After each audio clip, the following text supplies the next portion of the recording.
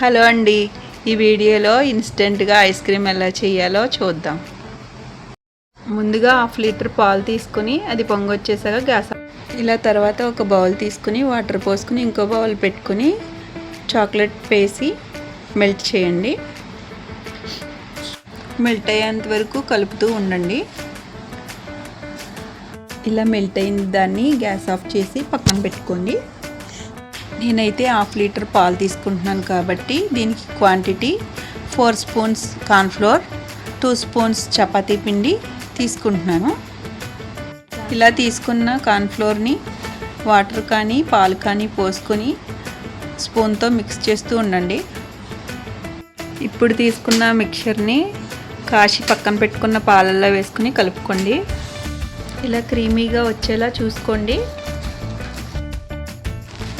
నేనైతే బాదం పిస్తా కలర్ కోసం టేస్ట్ కోసం వేసుకుంటున్నానండి. మీ దగ్గర లేకపోతే స్కిప్ చేసేయండి. వేసుకున్న తర్వాత మొత్తం స్ప్రెడ్ అయ్యేలాగా ఇలా మిక్స్ చేసేయండి. నేనైతే 5 స్పూన్ల దాకా షుగర్ వేసుకున్నానండి.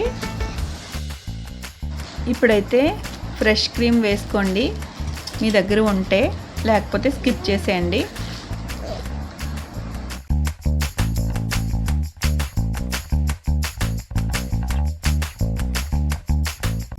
వేసి బాగా మిక్స్ చేసుకోండి.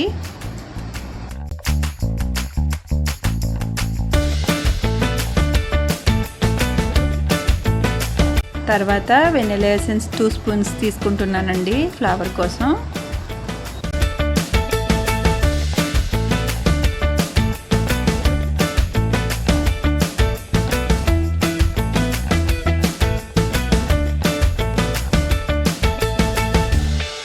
ఇందాక మెల్ట్ చేసి పెట్టుకున్న చాక్లెట్ది దీంట్లో వేసేసుకోండి.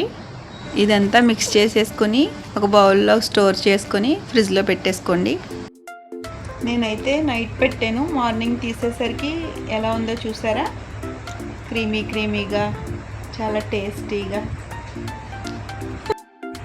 ఇలా తీసుకొని సర్వ్ చేసుకొని గార్నిష్ ఏమైనా చేసుకుంటే చేసుకోవచ్చు, మీ ఆప్షనల్ అది. బయట ఉండే ఐస్ క్రీమ్స్ కన్నా చాలా టేస్టీగా బాగుంటుందండి.